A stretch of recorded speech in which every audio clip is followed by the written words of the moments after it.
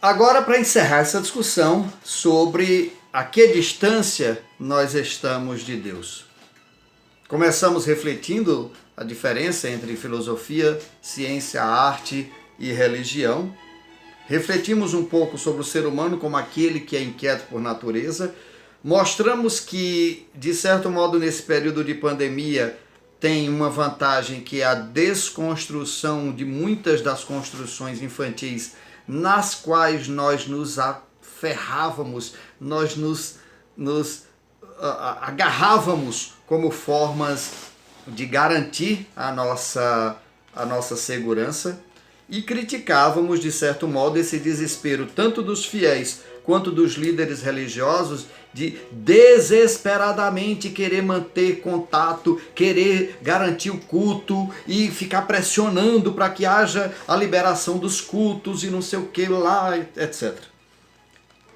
E nós terminávamos exatamente colocando isso, que não é apenas realidade dos líderes religiosos, mas de todas as pessoas do seu séquito de devotos que está ao seu lado e, de certo modo, inclusive bajulando, ciceroneando, dizendo amém, numa relação de muita mediocridade compartilhada. Eu quero dizer o seguinte, que e aí eu tinha falado que o meu lugar de fala é porque a minha formação religiosa era religião cristã, para não parecer uma pessoa de pura tergiversação, de muita de ficar apenas pensando, viajando na maionese, né? Que é tergiversação, Tiago? Viaja na maionese. Né? Para a gente não ficar viajando na maionese, eu vou focar na questão do cristianismo, que tem uma base mais forte dentro da minha vida.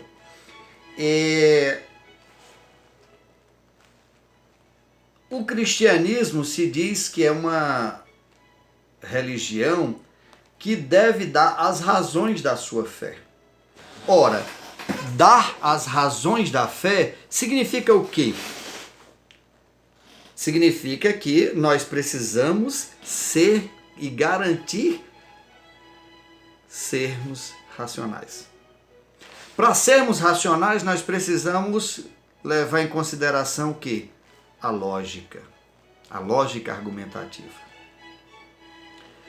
O que significa dizer que a religião, eu sempre tenho dito isso para os universitários, para as pessoas mais próximas, a religião não pode ser a fuga da ciência, a fuga da racionalidade, a fuga da filosofia. Somente uma pessoa que não entende nada de religião, no sentido denso do cristianismo,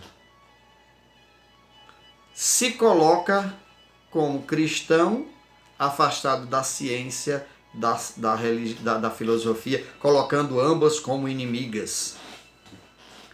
Quando a gente estuda, quando eu estudava no seminário, o formador dizia, fazendo um pouco uma reflexão sobre o final da Idade Média, início da Idade Moderna e depois a Idade Contemporânea, dizia assim, que quando a ciência rompe no final da Idade Média com a religião, e faz o mundo, de certo modo, todo secular, a reação da igreja, na época a igreja cristã, foi criar um mundo totalmente cristão. E quando da Reforma Protestante, criar um mundo totalmente católico. Então, universidades católicas, hospitais católicos, colégios católicos, etc. Tudo católico. Separou-se da realidade. Separa da modernidade. Quando, e aí dizia esse formador, quando a igreja, sobretudo a igreja católica, no final do século XIX, com a encíclica Rerum Novarum, coisas novas do Papa Leão XIII, sinaliza-se para voltar o diálogo com a modernidade, pensando que tinha sido um erro, um equívoco de ter se afastado da modernidade. De repente, quando quer dialogar com a modernidade já está em crise, a modernidade já está sendo questionada. Ou seja, aqueles valores que eles viam lá no passado. Porque o que era a modernidade? A modernidade era como... a modernidade começa a perceber que a Idade Média ela segura a evolução natural, racional das coisas. Então, o objetivo da modernidade, era importante perceber isso, o objetivo inicial da modernidade não era destruir todas as ideias absolutas, as verdades como um todo. O objetivo da modernidade era, inclusive trazendo aqui uma reflexão do Zygmunt Bauman, eu queria dizer Karl Popper, né? Depois passei para o Karl Rahner, enfim, do Zygmunt Bauman. Nós, né, temos na modernidade, quando ele vai falar no livro Modernidade Líquida, ele trata assim: a modernidade tinha como objetivo derrubar todas aquelas pseudo-verdades, aquelas falsas verdades, aquelas coisas que não se sustentavam com o mínimo questionamento. Então, o objetivo da modernidade, vamos questionar todas as coisas que... Questionam-se todas as verdades, e com o questionamento a todas as verdades, permanecerá apenas a verdade que resistir a esse questionamento. Então, a modernidade no início não era derrubar todos os absolutos, todas as verdades. Era preservar as verdades que não poderiam ser derrubadas. Ocorre que no final do século XIX, a modernidade já tinha se acostumado a questionar a verdade. Já tinha se acostumado a manter-se derrubando, de tal modo que não se tem mais o objetivo inicial da modernidade, que é manter o que de fato não se derruba com questionamento. Onde é que eu quero chegar para dizer da história da religião? A minha leitura agora é oposta, porque eu digo agora o seguinte, que quando a realidade, a sociedade começa a buscar na religião, buscar na religião um certo grau de segurança, encontra uma religião infantilizada. Porque é uma religião que se distanciou da racionalidade. A religião não pode colocar a racionalidade como sua inimiga. A religião não pode jogar na lata do lixo ciência e filosofia. É tão gritante esse comportamento que agora nós vemos um bocado de gente do alto dos seus púlpitos totalmente perdidas. Porque prometeram milagres, não conseguem milagre, não conseguem fazer milagres em relação à pandemia, não conseguem tirar a falta de ar das pessoas. O lencinho bento ou passado do suor do seu líder religioso não tira, por exemplo, as palpitações. Uma cloroquina abençoada não vai ser melhor nem pior do que uma cloroquina não abençoada. Vai ter o mesmo efeito que teria se ela não tivesse sido abençoada. Por quê? Porque a religião, ao se separar da ciência, tentou construir explicações pseudocientíficas, travestidas de explicações religiosas. Isso é um grande problema. Porque aí o desespero de saber que as pessoas estão sendo, de certo modo, obrigadas, na marra, a desconstruir as mentiras que inventaram nos púlpitos. Vou te dar uma bênção, e essa bênção vai fazer você ficar curado. Milhares de pessoas agora morrendo no mundo. Não tem uma religião. Se tivesse uma religião que garantisse que a água benta por aquele líder religioso, que aquele incenso, que aquele sinal sagrado que ele inventou, ou que ele diz ter descoberto, tivesse uma religião que fizesse Deus agir milagrosamente através das mãos deles, seria a religião que iria dominar todo mundo agora. Porque o planeta todo está totalmente perdido com esse vírus. Ninguém sabe o que é que faz, nem os médicos. Nem os médicos. Na China já tem gente ainda sendo infectado. Ninguém tem garantia de que as pessoas... Hoje nós não temos nenhuma garantia de que as pessoas que já se infectaram no passado, que elas não se infectarão mais à frente. Sobretudo porque se o vírus ele muda, como nós mudamos, ele se fortalece, ele muda, ele se readapta. Vai ter de vez em quando uma outra leva e outra leva e outra leva. Ou se acaba o vírus, ou se ficar o vírus guardado em um lugar e esse vírus for transformado, vai reinfectar toda a humanidade. Nós teremos que fazer nova quarentena, nova não sei o quê. Como um bocado de lugar está fazendo aí. E os líderes religiosos nessa história, Tiago? Que tem a ver isso daí com o nosso ser inquieto por natureza? Olha só, agora sim o elemento, o grande finale, né? A discussão sobre isso. Como nós não temos já pré-estabelecida nossa forma de viver concretamente no mundo, nós não temos as garantias. Eu comecei dizendo que nós somos uma aposta que poderemos inclusive obter êxito, e o objetivo fundamental de Deus é que essa aposta seja para a felicidade plena, mas nós não temos o concreto.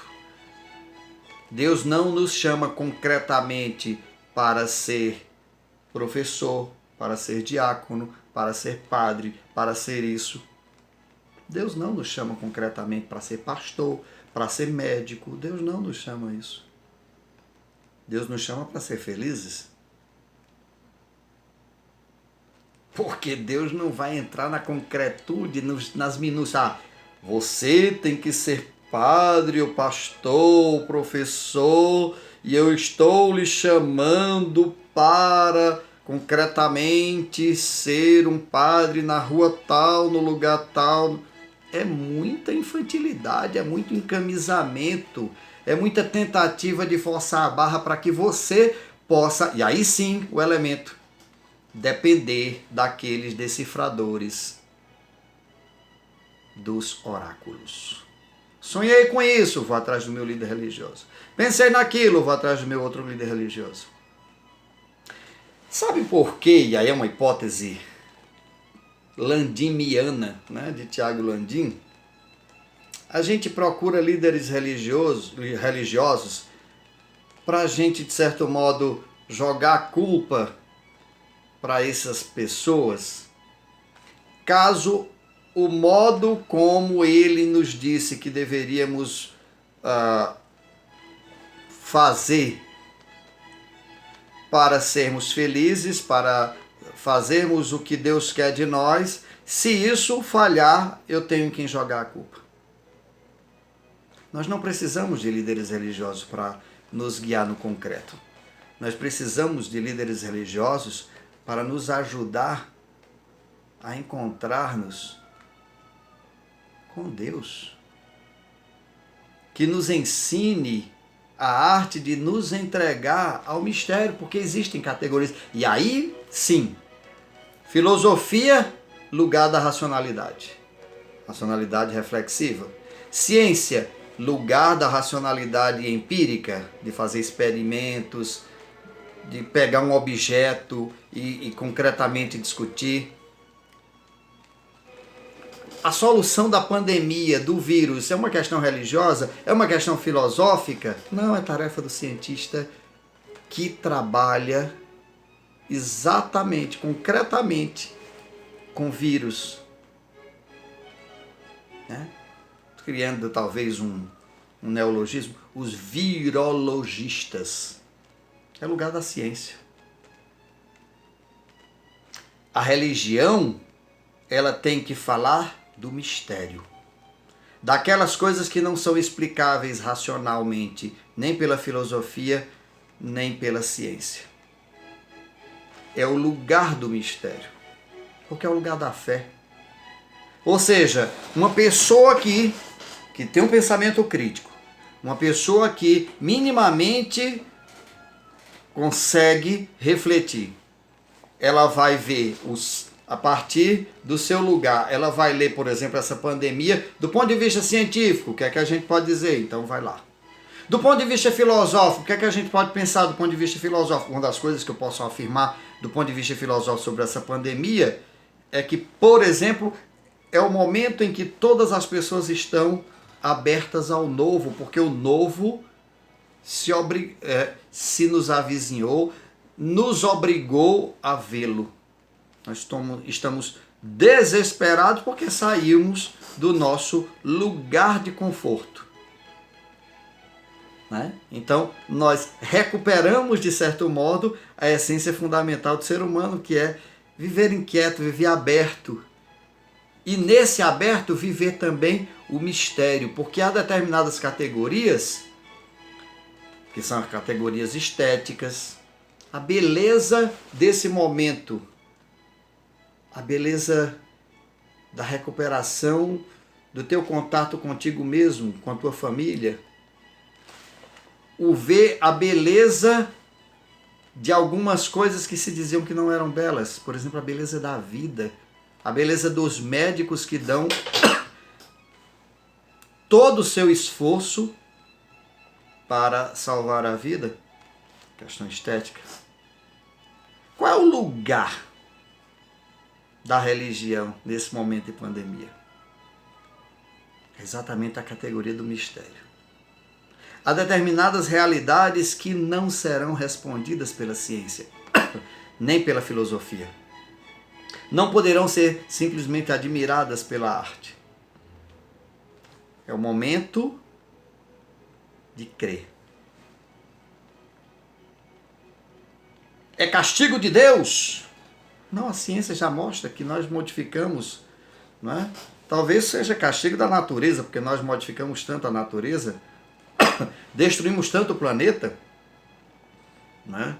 Na fala do Papa Francisco, como é que a gente ainda quer um planeta, ter pessoas saudáveis num planeta doente? Nós estamos com um planeta doente. Então, perguntas que nos farão pessoas melhores, que nos farão aproveitar, dar o máximo de esforço pessoal, tanto para ficar em quarentena, ficarmos em isolamento voluntário, isolamento social, para não ficarmos multiplicando formas de nos encontrar sob qualquer argumento, porque esse momento pressupõe que a gente dê espaço para que muita gente vai se infectar, isso é fato.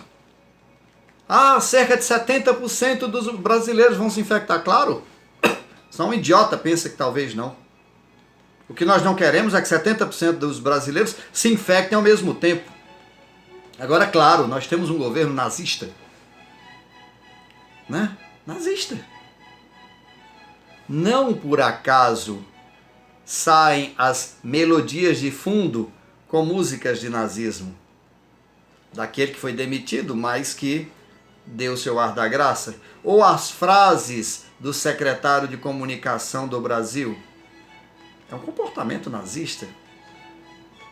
É a forma mais fácil de que morram aqueles que eles acham raça inferior.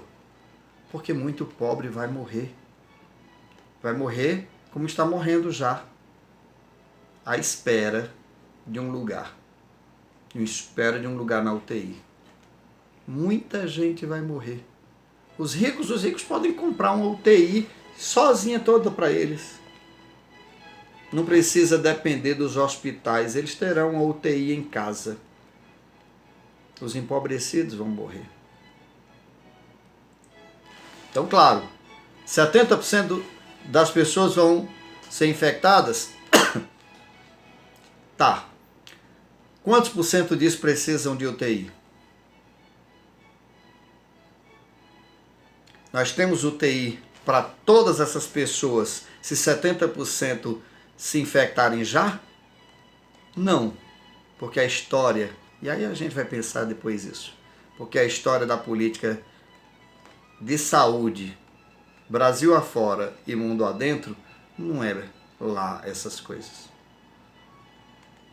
Então, ao invés de a gente se perguntar a que distância nós estamos de Deus, considerando que nós estamos distante da nossa igreja, do nosso líder religioso, dos nossos símbolos sagrados, da nossa comunidade, pensemos a que distância nós estamos de Deus, à medida em que nós ficamos desesperados, como se nos faltasse ar, porque estamos isolados dessas pessoas, desses lugares sagrados, desses símbolos, desses lugares religiosos. Nós precisamos... e aí vem uma metáfora em relação aos respiradores. Nós precisamos de respiradores espirituais, se nos falta ar. Quais são esses respiradores? Aquilo que vai nos fazer respirar ainda artificialmente num primeiro momento. E aí, vocês precisam talvez de intensivistas, pessoas que saibam colocar esse respirador na sua vida.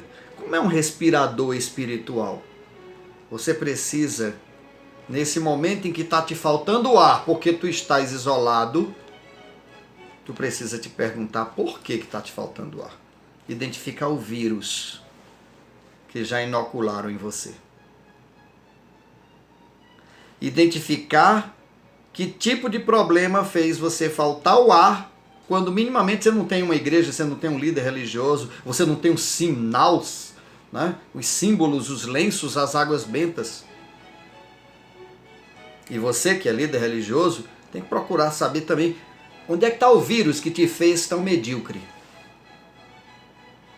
Tão construtor de falácias religiosas, de falsos sinais, que agora não se sustentam na pandemia. Cadê a tua bênção que curava? Cura agora. Não cura. Dê espaço para a ciência agir. Dê espaço para a sua racionalidade. Para de querer autoridades para ficar dizendo para onde você vai concretamente. Começa a discernir o que é mais importante para você, especificamente para você, ser feliz. Aproveita esse momento de pandemia para ver o que de fato importa na tua vida. E aí persegue essas coisas. O líder religioso, repito, vai servir para te ajudar a discernir determinadas coisas, com autonomia sendo tua. Você sendo o senhor da sua história. Você assumindo o ônus e o bônus de suas escolhas. Você tentando explicar tudo ou aceitando as explicações de todas as coisas que são passíveis de serem conhecidas filosófica e cientificamente. Admirando a beleza das coisas do ponto de vista estético. E se jogando no mistério de Deus, naquilo que não pode ser respondido, daquilo que a ciência, a filosofia e a arte não preenchem e não satisfazem. E aí uma frase de Santo Inácio de Loyola, um grande místico, fundador dos jesuítas, fundador da Companhia de Jesus, que eu tive o privilégio de ter como uma das minhas formadoras na minha história: não é o muito conhecer que preenche e satisfaz, mas é o sentir as coisas internamente. E para encerrar, uma frase de Wittgenstein, uma frase filosófica, no Tratatus Lógico-Filosóficos: aquilo sobre o qual não se pode falar, deve-se calar. E o Manfredo completava: deve-se calar e contemplar. Por isso que o Wittgenstein, quando encerrou sua discussão filosófica, seu livro de filosofia, começou a silenciar e foi para um mosteiro, passou um bocado de tempo lá, só contemplando o mistério que não pode ser explicado pela filosofia, pela ciência. Mas olho, tudo aquilo que é concreto, tudo aquilo que é experimental, que pode ser experimentado, pode e deve ser lugar da ciência. Tudo aquilo que é racional, reflexivo, é o lugar da filosofia.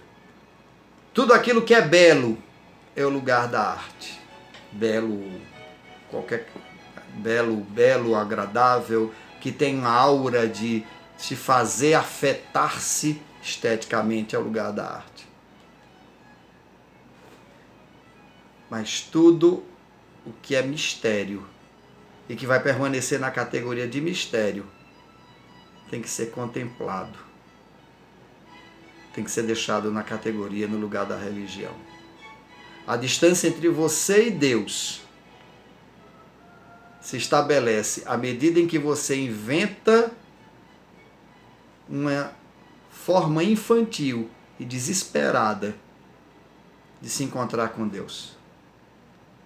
Deus está à porta, sempre te esperando não você abrir a porta, mas você vir, porque Ele é o amor.